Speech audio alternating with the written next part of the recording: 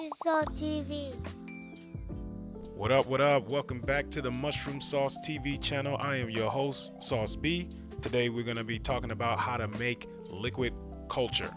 Mushroom liquid culture refers to a liquid solution containing mycelium specifically for growing mushrooms. Now, the mycelium in a liquid culture is from a desired mushroom strand suspended in a nutritious liquid medium, sort of like water, sugar water, or malt yeast extract. So while I'm waiting for the mushroom to grow, I might as well do something. Think about it as you doing side work when you're a waitress and waiter. While you're waiting for things to develop, there's things that you could be doing in the meantime. But before we continue, don't forget to pound the subscribe, like, and notification bell.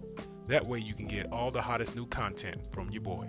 All right, so we about to get started. I have a 16-ounce mason jar. Well, this one specifically, I tried to do some things with it, but I messed up the size of the hole I was trying to drill in it. But also, the other thing that I messed up on is that the type of mason jar that I ordered didn't have a flat bottom. It had a little hump in it, but oh well. And that's why I make these mistakes, so y'all don't have to. And next, I have 3 pounds of dry malt extract. And you don't necessarily have to buy this particular brand, buy any brand, but just lean on the cheaper side. And now this is a 32 ounce of Golden Barrel corn syrup. Now 32 ounce may be a lot, but I got a better deal with that one. And now we have 100 grams of Peptone from High Media, and also a 5-piece set of mini measuring spoons. Make sure you get the one that includes the 164 teaspoon, because I tried to look for it everywhere and I couldn't find it. I only could find it at Amazon. Also, we have a magnetic stir bar with a magnetic stir from Intelab. And quite frankly, I'm super surprised that it is not that expensive. I only purchased it for $29.99. What? You're gonna also need a drill, some drill bits. If you don't already have one, for this project, you're gonna need a 1/4-inch drill bit for the injection port and a 5/16 drill bit for the small size filter patch. And of course, we have a vial rubber stopper injection port with a small size filter patch, and they came together in a package. And of course, we have our 70% isopropyl alcohol, which we already have. So everything should cost you less than $100. Now that we got everything out the way, we can begin to start making our modified jar lids. So to begin, understand that we need 2 holes, one for the injection port and the other one for the filter patch. So as you can see, I like to mark it first so I know where exactly I'm going to be drilling. I will say I didn't do that the first time. That's why you see multiple holes in the other one. But I did that the second time so that I know exactly where to drill, and also I know the measurements in which I'm drilling. That one I'm drilling is the 5/16 drill bit, and that's for the filter paper. The next one I'm drilling is the 1/4-inch drill bit for the injection port. So when I puncture the hole, you see that there's foreign objects that is in the bottom of the jar. We want to definitely remove that from there, because like I said before, we want to try to avoid contamination at all costs. And it begins with this part. And look at that. Look at those 2 holes. Boom. Looks good. Now we're going to go ahead and add on the filter patch onto the biggest hole, which is the 5/16-inch hole. Now let me give you a little bit of advice. When you're drilling it, make sure you mark which hole is which, because as you can see, I was a little confused as to which hole was which, and I was like, I think the bigger hole is the one. So to make things easier on yourself, mark which hole is which. So now we're going to introduce the rubber injection port. Remember when I said I was trying to figure some things out by drilling holes into the previous mason jar? That was more so to figure out the size hole I need to drill. And so through trial and error, I figured out that the 1/4-inch drill bit is what work for the injection port. You want to make it tight enough to where you can be able to squeeze it in there. You see how I'm using the tweezer to pull it through? That's just so that there isn't any space to allow contaminants to get into your liquid culture. See? Looks good, right? Voila. All right, so let's begin the process. So what we're gonna do now is uncover the mason jar and pour 60 milliliters of hot distilled water. I went to Walmart and purchased it for like $1.30 or some change. The price of water keep going up. That's crazy.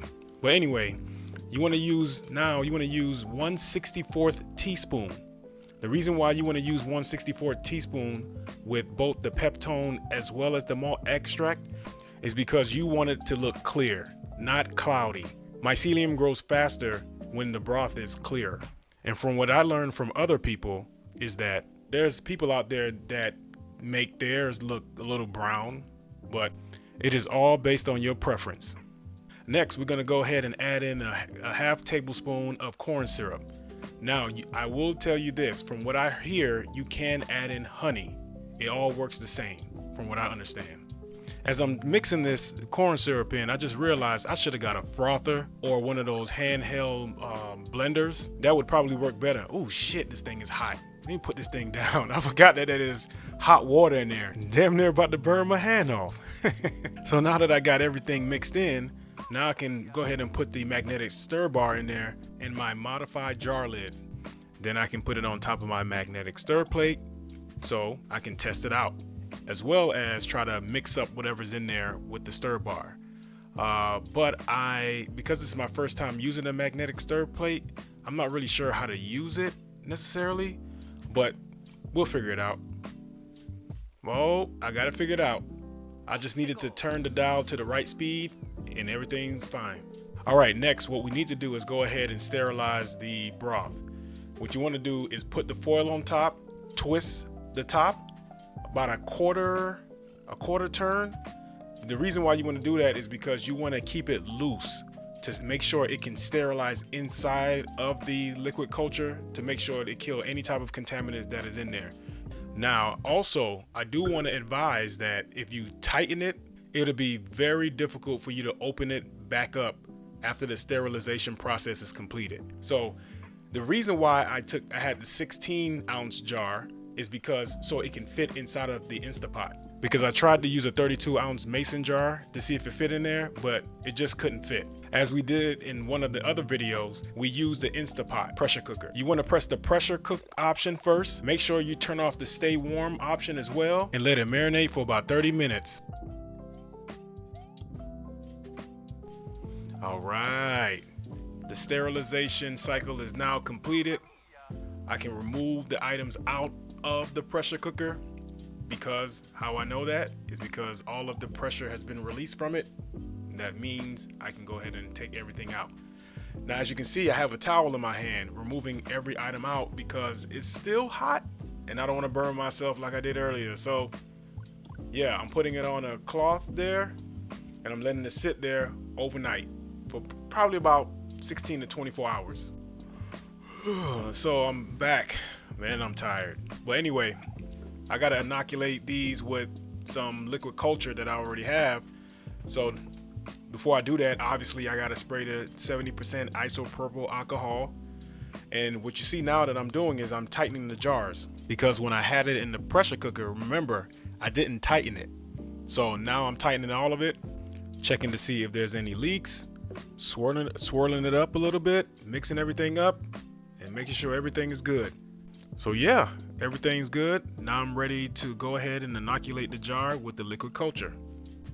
Now, as I'm ready to inoculate it, I can see the mycelium floating in there. Everything is looking good.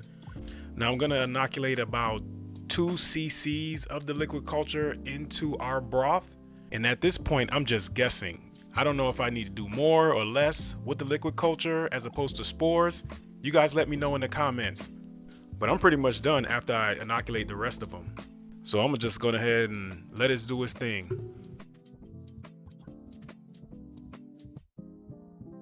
Now we're back 1 week later, and I'm so excited because it looks like the mycelium has grown, and I haven't checked it for a whole week. I haven't put it on the stir plate, and for the first time since inoculating with the culture, I am now putting it on the stir plate now. You see that mycelium? You see that thickness in the bottom? Ooh, that looks good. That looks good to me. I don't know what it do to you guys, but for me, I'm very excited. Like I said, everything I do, I don't have a flow hood or anything like that. So, but I'm using this closet space that I'm in as a steel air box. So look at the mycelium, the white that's going through there. That is actual.